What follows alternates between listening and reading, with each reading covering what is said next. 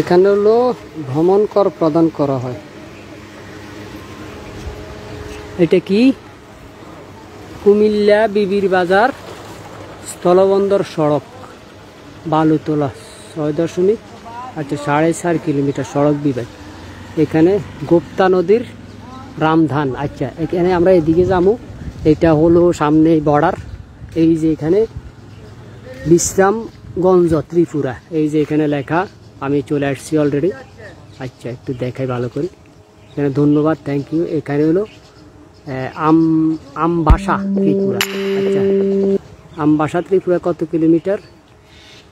121 kilometre. আর এখানে হলো বিশ্রামগঞ্জ ত্রিপুরা হলো 26 কিলোমিটার। আমরা এখান থেকে সরাসরি ঢুকতেছি। তো দর্শক, এখানে আসলে আসছি একটু দেখার জন্য, যেহেতু আমি আসছি একদম বর্ডারের কাছে। একটু দেখবো কি আসে বিষয়।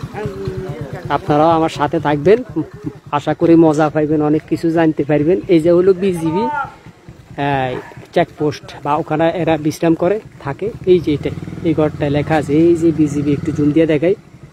বিজিবি এখানে থাকে। আচ্ছা, এখানে অনেক লোক আসছে, দেখতে পাচ্ছেন অনেক লোক হাঁটতেছে। আর এইটা হলো ল্যান্ড কাস্টম স্টেশন, ঠিক আছে। এই যে বিবির বাজার কুমিল্লা, এখানে উপরে লেখা government of the people's republic of Bangladesh.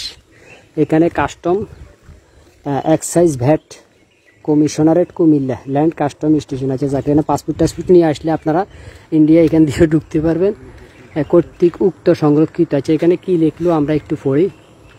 সংরক্ষিত প্রবেশ শুরুটা পড়ি। বা অবস্থান অথবা কোনরূপ কি জানি গবাদি পশু।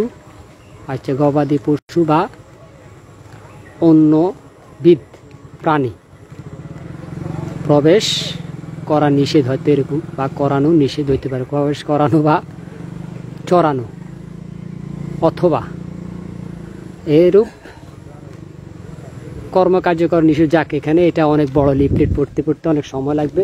কিন্তু এখানে যা লেখছে, ওই যে দেখেন গবাদি পশু অলরেডি চড়াইতেছে। আসলে এরা সীমান্তবর্তী এলাকার লোকের জন্য, এদের জন্য হয়তো মুক্ত। এটা হলো বিবির বাজার ইমিগ্রেশন পুলিশ চেকপোস্ট, এই যে দেখেন। আচ্ছা, এখানে পুলিশ চেক করে, ইমিগ্রেশন আর কি। তো আমরা দেখবো। এই যে এক লোকে গরু অলরেডি চড়াইতেছে।